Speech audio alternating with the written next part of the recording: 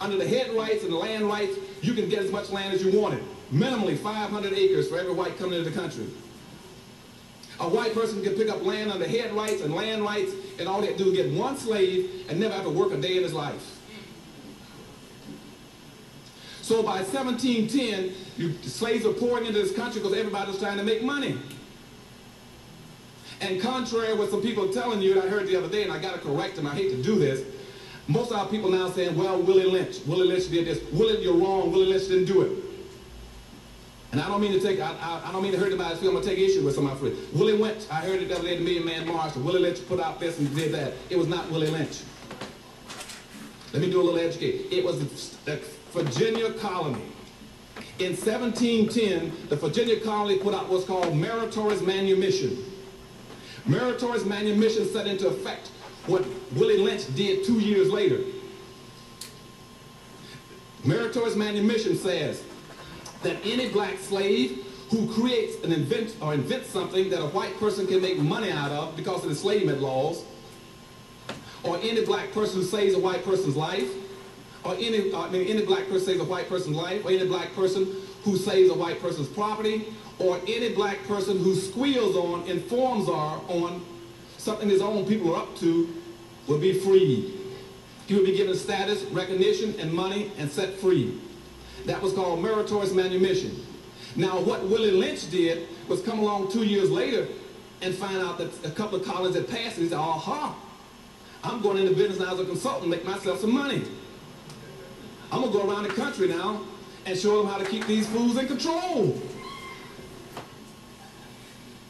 And see, everybody think it was Willie Lynch. It was not Willie Lynch. So if you're going to go after, because Willie Lynch is dead, don't major in the minor. It was a Virginia colony, the first one in 1710 that started that law. And all the others picked it up. And Willie Lynch was just making money off a good thing. But let me jump on up throughout history. All throughout history, black folk were defined as a labor class, just to make money and wealth for white folk.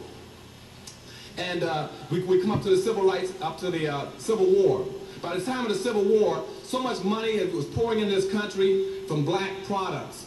Blacks are producing all the cotton, the indigo, the rice, the tobacco.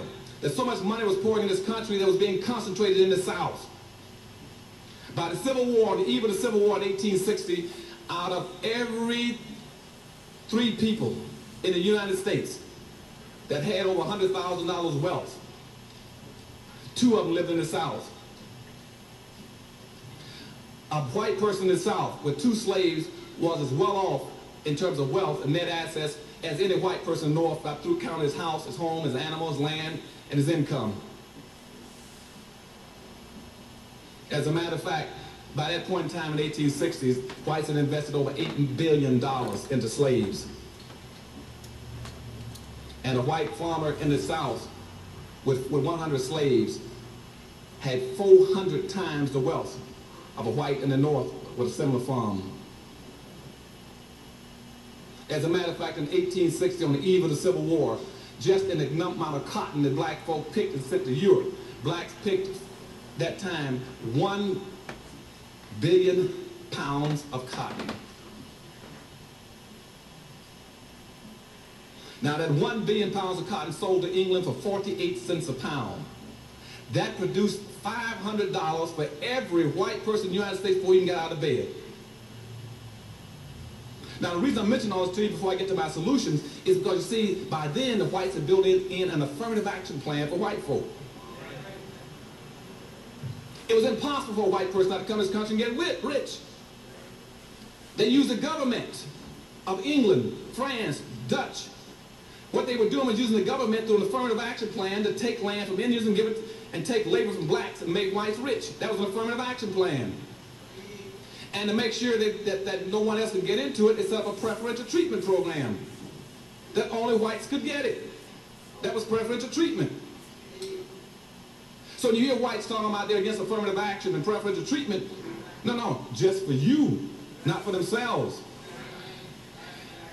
And see, right after that, when they set black folks free, I'm coming to some points soon, they set up, when blacks got free with emancipation, what they did then was gave you the 13th, 14th, and 15th Amendment. That was what I call non-economic emancipation.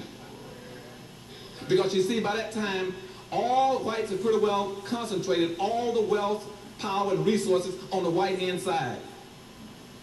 On the eve of the Civil War, 99.5% of all the wealth, the power, and the resources in this country was in the hands of whites. In 1860s, blacks owned 1/2 of 1% of the wealth. Now, after a Civil War, Reconstruction, World War I, Great Depression, World War II, Vietnam War, Korean War, Civil Rights Movement, the wealth did not shift. All those catastrophic events on earth, and after 150 years, black wealth in this country moved from 1/2 of 1% up to now to 1.5%. And what has happened is that whites have a monopoly on everything. You do not, as a people, have enough resources in your hand to compete and survive. See, that's the reason why I be saying all this crazy madness with buying all those wigs, all that nail, and then the black women, that melanated woman, when they hear me say that, they looking at a lot of them like, well, who the hell you think you is to be trying to tell me what I could do with my money? See, what you don't understand is that it's not your money. What's going on is that it's a belief system of an oppressor who has reduced you to working hard to get documents of ink and dye, paper. That's all it's ink. They give you that so you could go out and get their materialism that they entice you to think is of great importance. In your case, you're really weak because you already have your own hair and your own nails. Okay, so now that's not suitable enough. You got to go out and spend all this money to get his cosmetics that he's convinced you is better than what the universe gave you. And the only reason he convinced you of that is because when you go at him and beg him for a way to sustain yourself that he also stole from you, one of the requirements is that he let you in, is that you eradicate all of the things that was given to you naturally by the universe of your own complexity of makeup. And then he can create Max Factor and Maybelline and all that bullshit and make a big industry off of that. And even cosmetics, plastic surgery, uterus removals, all this stuff is taking control of everyone by enticing you to believe you need all these things. And the eradication of the truth of how the sunlight is your only source of attainment, anything worth having, put us all in a state of lockdown because a woman sitting up looking at a man that can't buy those nails for her that she thinks is so important will end up with the perpetuators of that bullshit belief system. It's all bullshit. The money is bullshit, and the real necessity of all that materialism it doesn't even exist. It's only a conceptualization of a non-reality. It is what you call a holographic world that has become so powerful that genuine divine people is overlooked and may become people that has no way to exist in this world. But if you are a garbage dwelling individual of the mind, you can be totally profitable, prosperous, be a preacher, have a nice big car, all that lure, all those devices, decadence. And a woman who has a child that's going to spend her life so infatuated with fake hair when you know you have your own hair, okay, and sitting up paying that stupid money at those salons to Asian people, and all the people who make money off of your ignorance are people that want to see you dead.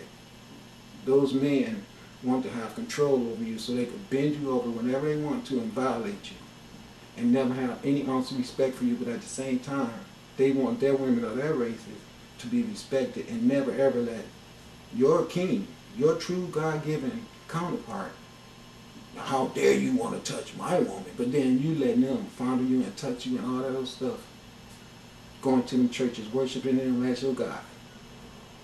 These you folks going to deal with you too, because see, what you're doing by doing that is making yourself be a part of the people that the UFOs were sent here to eradicate and move this garbage away from the earth. And you're going to sit there and watch what I tell you and hate me for my honesty. still want to ride with the Jesus thing for the privileges and the carnal gratifications. That filth that you're enticed to right now is what you got enticed to first. It was forced on you, but you liked it. And you're still liking it to this day. You're going to pay for that.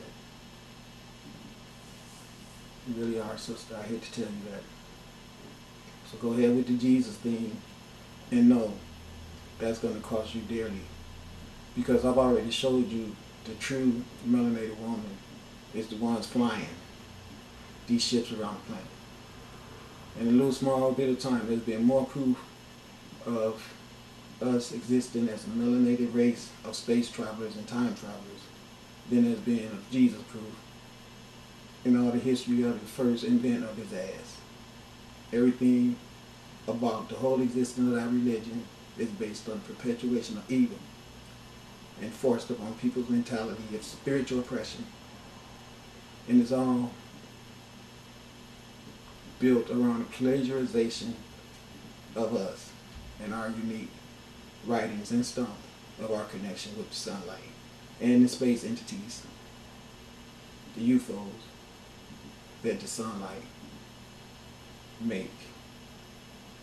That is all on our planet right now, sustaining themselves. I don't care if you don't believe it. You're a criminal. And I don't care what anybody tells you, you cannot survive very much longer the way you're going. By the year 2013, we are through. Forget about retiring. Forget about going to college. If you don't get your act together, you won't make it past that point. He's right.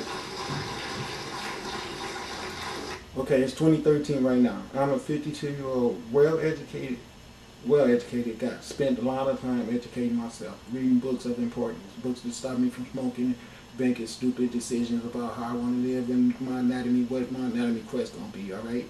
Turned on all my divine God powers where you can see me having these interactions with the sunlight, okay? Can't find a job. No one can.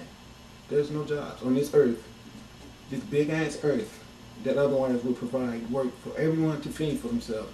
All of a sudden someone is taking control of everything and broke everyone on the planet. Everyone on the planet is sitting up starving, ready to kill each other. That's what the plan is. We take everything away and make them blame each other and watch them kill each other.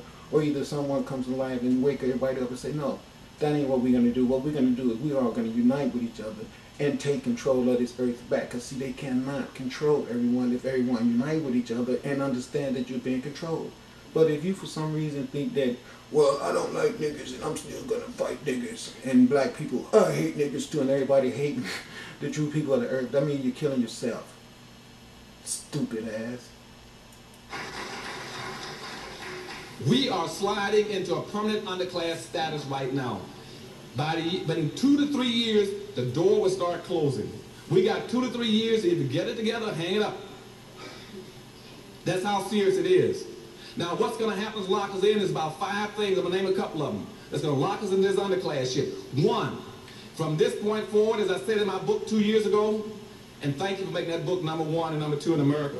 Okay? It's also #1 in Bermuda. But let me say, but between now and that time, you're going to find increasing racial hostilities in this country against black folk. Because...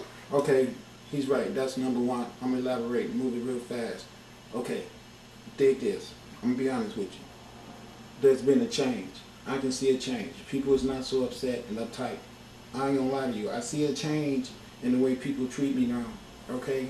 That's the reason why I know there's people watching my videos, and I'm glad because I can see the change, and I know why I put myself at risk because this is what I wanted to do. I wanted to see people wake up and start understanding that how important we are to each other, and not to take the wealth of the body of another person and throw it under your feet and walk on it because you're walking on yourself.